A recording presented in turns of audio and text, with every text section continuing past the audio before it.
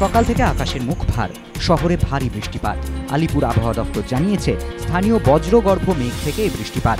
ভারী বৃষ্টির ফলে তীব্র যানজট শহরের বিভিন্ন জায়গায়। কলকাতার পাশাপাশি বজ্রবিদ্যুৎ সহ বৃষ্টিপাত হচ্ছে দক্ষিণবঙ্গেও। তবে যেখানে বৃষ্টি হবে না সেখানে অস্বস্তি বজায় থাকবে বলে জানিয়েছে আবহাওয়া দপ্তর। হাওড়ায়, বাঁকড়া ও শিবপুরে বাজ পড়ে দুজনের মৃত্যু হয়েছে।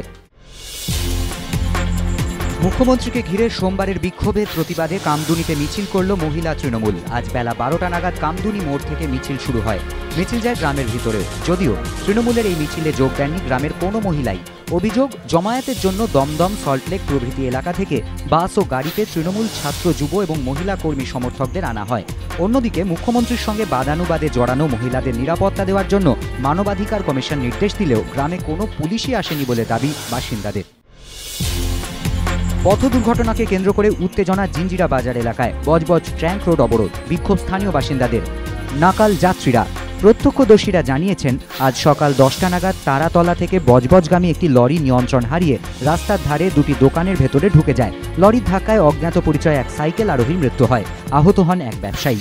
এরপরই পথ অবরোধ করে বিক্ষোভ দেখাতে থাকেন স্থানীয় বাসিন্দারা। প্রায় ঘণ্টা দুয়েক অবরুদ্ধ হয়ে পড়ে বজবজ ট্র্যাঙ্ক রোড। মহেশতলা থানার পুলিশ গিয়ে পরিস্থিতি সামাল দেয়। বাগান থেকে বায়ান, নতুন স্বপ্ন, নতুন উড়ান। 4 বছরে পা রাখল মোহনবাগান জুনিয়র ফুটবল স্কুল। তাদের উদ্যোগে উয়েফা চ্যাম্পিয়ন্স লিগ জয়ী বায়ার্নের বিখ্যাত মিউনিক আলিয়ান্স এরিনায় সোয়াইন্স টাইগার লামদের কাছে পৌঁছে যেতে পারবেন কলকাতার খুদে ফুটবলাররা। শহরের একগুচ্ছ অভিজাত স্কুলের সঙ্গে গাঁটছড়া বেঁধেছে সবুজ মেরুন। সেই স্কুলগুলি থেকে বেছে নেওয়া হয়েছে 5 ফুটবল প্রতিভাকে।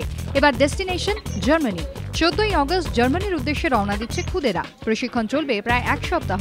এই প্রকল্পের উদ্বোধনী অনুষ্ঠানে এদিন হাজির ছিল গতবারের প্রশিক্ষণপ্রাপ্ত খুদে ফুটবলাররাও। জার্মানিতে হল্যান্ড, ব্রাজিলের খুদে ফুটবলারদের সঙ্গে প্রশিক্ষণ। বায়ার্নের 8টি প্র্যাকটিস মাঠ, অত্যাধুনিক ট্রেনিং সেন্টার, জিম থেকে কোচের সান্নিধ্য, অবিস্মরণীয় অভিজ্ঞতা তাদের গলায়। এই প্রকল্পের দায়িত্বে রয়েছেন বাগানের প্রাক্তন গোলকিপার কল্যাণ চৌবে। আপাতত 14ই অগস্টের দিকে তাকিয়ে খুদে ফুটবলাররা। মিউনিখের মাটি ছোঁয়ার অপেক্ষায় বাগানের স্বপ্ন।